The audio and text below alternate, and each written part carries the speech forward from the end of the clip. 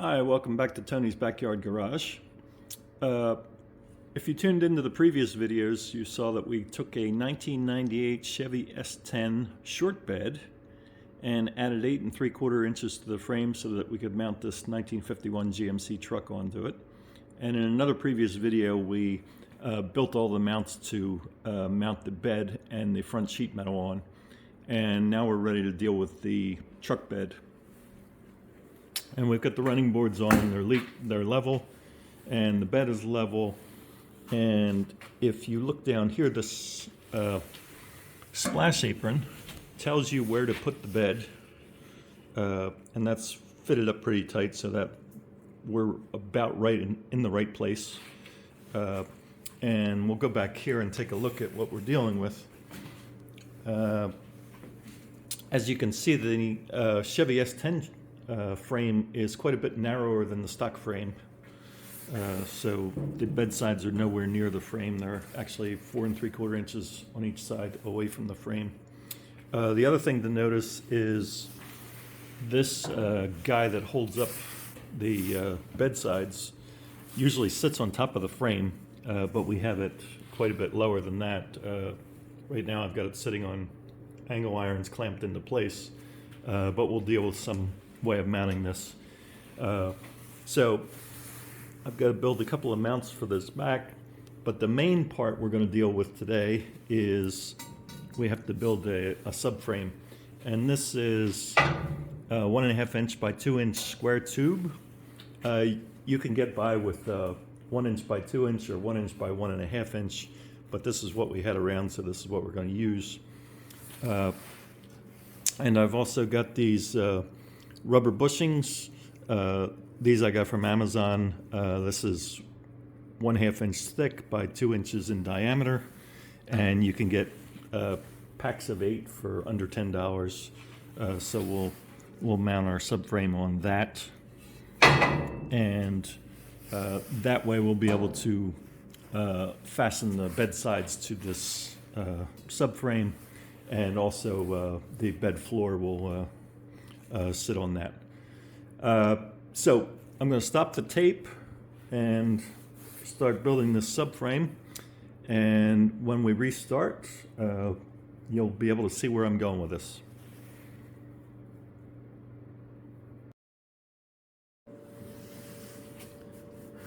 All right, we've got our square tube frame mocked up, and it's tack welded up in the 2 front corners.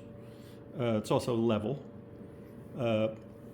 It is again 1.5 by 2.5 inch square tube, and it's 70 inches long and 49 3/4 inches wide. The bed itself is 50 inches wide, so this gives us 1/4 inch in case things expand during welding, and we can always shim it to the sides of the bed with washers or something like that when we are ready to mount it. So it's better to be a little bit too narrow than too wide and too tight a fit. It fits pretty good right now, and a couple things I want to talk about. In addition to measuring this way and this way, of course the bed frame we have to measure front and back and on an angle, so it is 4 7/8 inch from the bed side to the original truck frame, both front and back. Again, this subframe we're making is 70 inches long, but we also measure the diagonal to make sure it's square. So if I go from that corner to this corner, it's I think 83 inches to the inside corner on both sides. So you measure the diagonal and make sure the thing is square. The other thing we should talk about, if you're new to welding, when you get a square tube or any kind of steel from the steel shop, it'll come with an oily film on it to keep it from rusting. So you'll want to wipe it down with something like this, wax and grease remover. And then this corner that we're about to tack, we also grind right before we're going to weld to make the weld stick better. If you grind before doing the wax and grease remover, that'll just get the oils more embedded into the metal. So it's better to do it before than after. The other thing we should talk about, if you're a little bit new to welding, we want to leave a slight gap between the joints, which is another reason why I went 49 3/4 wide instead of 50 for the weld to penetrate. The other thing is I also ground the edges right before I'm ready to weld on an angle to form this groove. Again, that'll make the weld penetrate better, and when we grind the weld down flat, we won't grind away all of our weld. There'll still be plenty of it left. So I think that's it. I'm going to again tack this corner and then that corner, and then I'll take it out and do final welding all the way around. We'll also put a brace in 3/4 of the way up, and we also have to drill some holes so that we can mount the bed side to this frame. And then of course we still haven't made our towers that go from the original truck frame up into the subframe, so we'll have to do that as well. So we're going to stop the tape for a few minutes and get some work done, and when we come back we should have a little bit of progress. Okay, we've got our subframe final welded. Again, it's 49 3/4 wide, it's 70 inches long, and if we measure diagonal to diagonal, we know we're straight and true because it's 85.5 on both diagonals. We welded the corners and ground it down, looks pretty good. I also added these plates. I don't know that they're needed.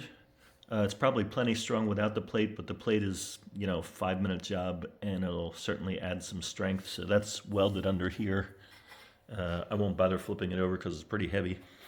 The other thing is, so the plates on the front part, we'll actually use these to mount to the frame, the truck frame.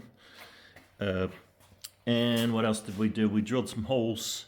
So these holes will mount to the bed sides. We also have some in the front. So let's see, we got 6 on each side and 5 in the front, except it's on both sides because it went through. So that's really 34 holes through 1/8 inch steel. So that took a lot longer than it should have. But we're about ready to mount it in the truck, so we'll stop the tape again. And when we start up again, we should have this mounted in the bed, and we'll figure out how to then mount this to the frame.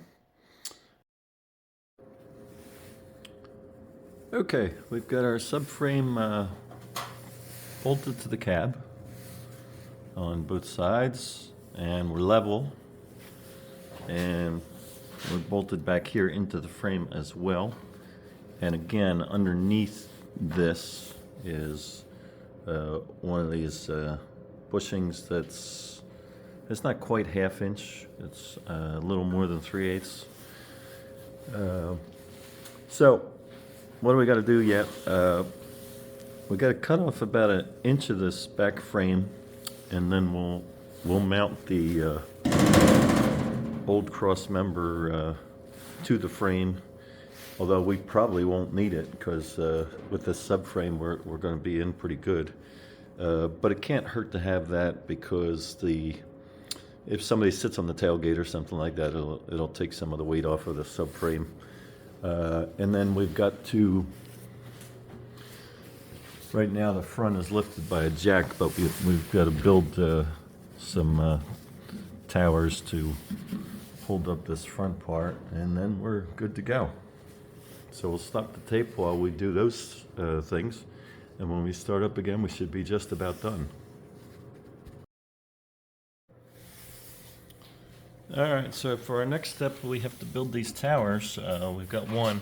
It's 8.5 inches tall, and again, it's made out of a cut down 4x6 by 1/8 piece of square tube. Go over here real quick. So the frame is open in this part, so we put in a plate where we boxed in this one section just so that we'll have a place to weld to. And then again we'll weld on this side as well and around here, so that should be good and strong. It's boxed in, but I left a gap here so that we could get a wrench onto the nut. And we got to build another one for the other side, and then we're ready to put the subframe back on.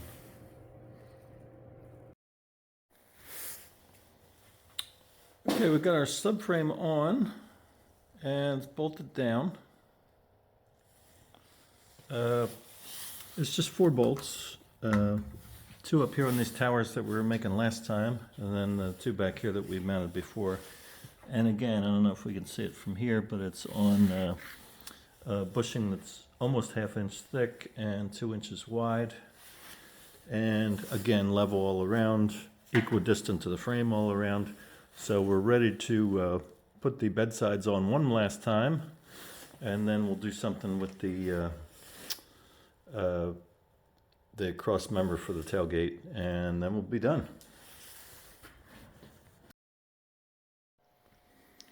Okay, we got the bed sides back on for the final time. All bolted in, solidly mounted. The other thing that we added is this crossbar. When it was on the old frame, it sat on top, and it actually held most of the weight of the bed sides. That's not really, it doesn't really need to hold a whole lot of weight now because we have the subframe. But just in case somebody sits on the tailgate or something like that, we mounted the cross frame to the top of the frame with this piece of angle iron, and that's welded and bolted. And again, it's got one of those bushings in, same size as over here. And I don't know that it's needed, but it certainly can't hurt. And that's it. All we need now is some wood for the bottom of the bed, and we're done.